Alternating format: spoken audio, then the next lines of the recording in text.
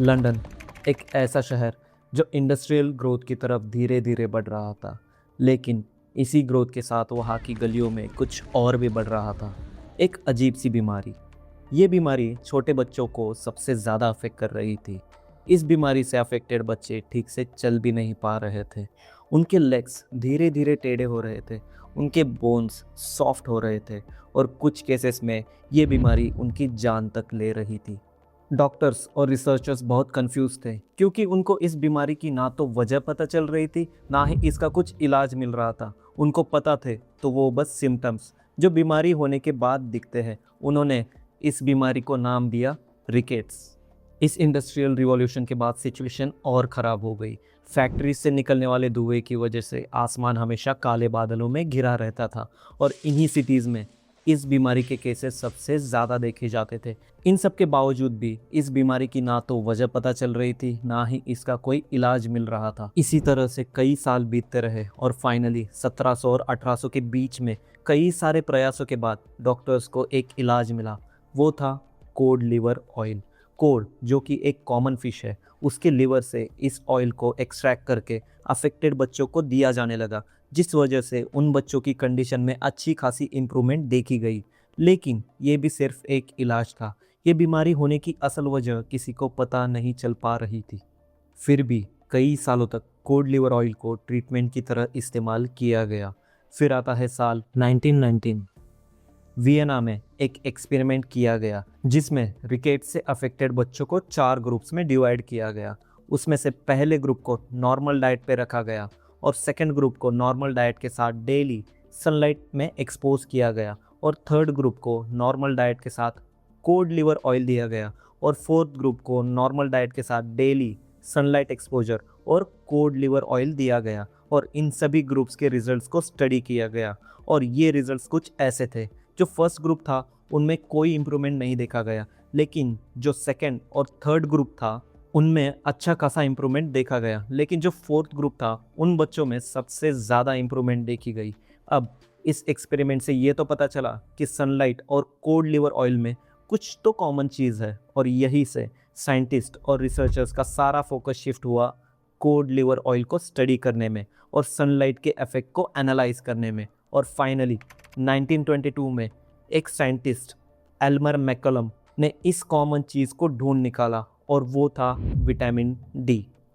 और तब से लेकर आज तक विटामिन डी पर बहुत ज़्यादा रिसर्च की गई है। अब इतनी सारी रिसर्च की वजह से हमें ये तो पता चल चुका है कि विटामिन डी हमारे हेल्थ के लिए बहुत इम्पॉर्टेंट है। ये सिर्फ हमारे बोन हेल्थ को इम्प्रूव नहीं करता, बल्कि ये हमारे immune system, muscle function, mental health, heart health और सिर्फ यही नहीं बल्कि ये हमारे मूड तक को भी इम्प्रूव करता है।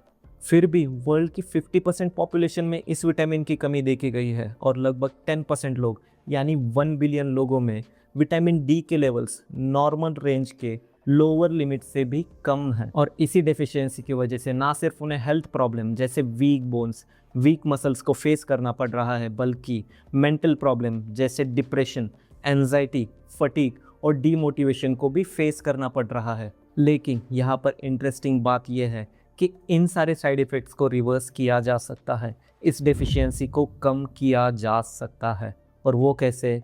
तो इस टॉपिक के बारे में अपनी नॉलेज बढ़ाकर और उस नॉलेज को अपनी लाइफ में इम्प्लीमेंट कर कर। तो इस वीडियो में हम इसी विटामिन के बारे में बात करेंगे और समझेंगे कि विटामिन डी असल में होता क्या है, ये हमारे बॉडी में काम कैसे करता है, विटामिन डी के सोर्सेस कौन से हैं, विटामिन डी की कमी से हेल्थ पर क्या क्या इफ़ेक्ट हो सकता है, लोगों में इस विटामिन की डेफिशिएंसी इतनी ज़्यादा क्यों है और इस विटामिन डी की कमी को हम कैसे पूरा कर सकते हैं। तो चलिए शुरू करते हैं। विटामिन डी एक न्यूट्रिएंट है जो हमें बाहर के सोर्सेज से लेना पड़ता है। ये हमारे बॉडी में कैल्शियम एब्जॉर्ब करने में हेल्प करता है, लेकिन हम इसे एक प्री हार्मोन भी कह सकते हैं क्योंकि हमारी बॉडी खुद भी इसे बना सकती है। अब ये कैसे होता है, इसका पूरा प्रोसेस हम आगे समझेंगे। उससे पहले विटामिन डी के सोर्सेज के बारे में थोड़ा सा जान लेते हैं। विटामिन डी का सबसे बेस्ट और फ्री सोर्स है सनलाइट। जब सूरज की अल्ट्रावायलेट बी रेज हमारे स्किन पर पड़ती है तब स्किन में प्रेजेंट एक कोलेस्ट्रॉल जिसका नाम है 7-डीहाइड्रोकोलेस्ट्रॉल कन्वर्ट हो जाता है कॉलीकैल्सिफेरॉल में और इसी को हम विटामिन D3 कहते हैं। ये विटामिन डी का इनएक्टिव फॉर्म होता है। और ये ब्लड के थ्रू बॉडी के नेक्स्ट प्रोसेसिंग सेंटर की तरफ ट्रैवल करता है। अब इसके आगे के प्रोसेस समझने से पहले हम विटामिन डी के बाकी सोर्सेज के बारे में जान लेते हैं। सनलाइट के अलावा ऐसे और 3 सोर्सेस हैं जिससे हमें विटामिन डी मिल सकता है। पहला है एनिमल सोर्स, जैसे egg yolk, fortified milk, fish. इससे हमें विटामिन D3 मिलता है जो स्मॉल इंटेस्टाइन के थ्रू हमारे ब्लड में आ जाता है। दूसरा है प्लांट सोर्स, एग्जाम्पल के लिए मशरूम्स, जो सनलाइट में कुछ टाइम के लिए एक्सपोज करके रखे हुए हो। ये हमें विटामिन D2 देते हैं। ये भी स्मॉल इंटेस्टाइन के थ्रू हमारे ब्लड में आ जाते हैं। अब यहाँ पर जानने वाली बात यह है कि विटामिन D2 विटामिन D3 के कंपैरिजन में थोड़ा लेस इफेक्टिव होता है। और विटामिन डी का तीसरा सोर्स है सप्लीमेंट्स। इनसे भी हमें मोस्टली विटामिन D3 ही मिलता है। अब एक इम्पॉर्टेंट बात, चाहे विटामिन डी सनलाइट से आया हो या फूड से आया हो या फिर सप्लीमेंट से, ये सभी फॉर्म इनिशियली इनएक्टिव होते हैं।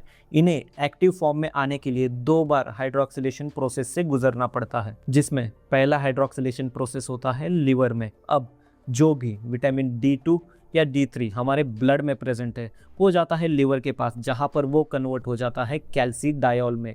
अब ये कैल्सीडायोल ब्लड के थ्रू जाता है हमारे किडनी के पास। अब यहाँ पर जानने वाली बात ये है कि जब भी हम ब्लड टेस्ट करवाने जाते हैं अपने विटामिन डी के लेवल्स जानने के लिए, तब हमारे ब्लड में यही कैल्सीडायोल वाला फॉर्म काउंट किया जाता है कि कितने अमाउंट में प्रेजेंट है। अब सेकेंड हाइड्रोक्सिलेशन होता है किडनी में, जहाँ पर ये कैल्सीडायोल कन्वर्ट हो जाता है कैल्सीट्रायोल में। यही विटामिन डी का एक्टिव फॉर्म होता है और यही कैल्सीट्रायोल ब्लड के थ्रू जाता है हमारे इंटेस्टाइन में, जहाँ पर ये कैल्शियम एब्जॉर्प्शन में हेल्प करता है। अब अगर विटामिन डी हमारे बॉडी में प्रेजेंट ना हो तो जो भी फूड हम खाते हैं उसमें से हमारी बॉडी सिर्फ 10 से 15% कैल्शियम एब्जॉर्ब कर पाती है।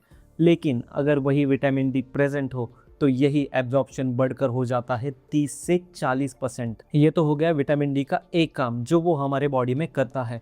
लेकिन ऐसी कई सारी रिसर्च निकल कर आए हैं जिसमें ये प्रूव किया गया है कि विटामिन डी सिर्फ हमारी बोन हेल्थ को इम्प्रूव नहीं करता, ये हमारी muscle health, immune system, heart health, brain और यहाँ तक कि हमारी मेंटल हेल्थ को भी इम्प्रूव करता है। अब इस विटामिन के इतने सारे बेनिफिट्स हैं और इन बेनिफिट्स के बारे में लोगों को पता भी है, फिर भी क्यों लोगों में विटामिन डी की डेफिशिएंसी देखी जाती है? चलिए इसे थोड़ा समझते हैं। इसके पीछे कई सारे फैक्टर्स रिस्पॉन्सिबल है। सबसे पहला है मॉडर्न लाइफस्टाइल। ये चीज़ आपने भी नोटिस की होगी कि पहले के कंपैरिजन में आजकल लोग धूप में बहुत कम निकल रहे हैं और ज़्यादातर जॉब्स भी इंडोर हो चुकी है, जिस वजह से हमारा सनलाइट एक्सपोजर ऑलमोस्ट ना के बराबर हो चुका है और हमारे स्किन को वो चांस ही नहीं मिल पा रहा है कि वो विटामिन डी बना सके। दूसरा फैक्टर है जोग्राफिकल लोकेशन। अगर आपने जोग्राफी के बारे में थोड़ा भी पढ़ा होगा तो आपको इक्वेटर लाइन के बारे में पता होगा। अब वो कंट्रीज़ जो इक्वेटर लाइन के पास होती है, जैसे इंडिया, इंडोनेशिया और ब्राज़ील, यहाँ पर सनलाइट सरफेस तक अच्छी तरह से पहुँच पाती है, जिस वजह से इन कंट्रीज़ में रहने वाले लोगों में vitamin D synthesis relatively better होता है उन कंट्रीज़ के लोगों के कंपैरिजन में जो इक्वेटर लाइन से दूर लोकेटेड है, जैसे यूके, कनाडा और रशिया। यहाँ पर सनलाइट सरफेस तक पूरी तरह से नहीं पहुँच पाती, जिस वजह से यहाँ पर रहने वाले लोगों में विटामिन डी की डेफिशिएंसी ज़्यादा कॉमन है। तीसरा फैक्टर है सनस्क्रीन एंड क्लोथिंग स्टाइल। आजकल लोग टैनिंग की दर से सनस्क्रीन का यूज़ बहुत ज़्यादा कर रहे हैं और अगर कहीं धूप में जा रहे हैं तो भी फुल्ली कवर्ड कपड़ों में जा रहे हैं, जिस वजह से अल्ट्रावायलेट बी रेज उनकी स्किन तक पहुँच ही नहीं पा रही है और अगर पहुँच भी जाए तो उन्हें सनस्क्रीन ब्लॉक कर देती है।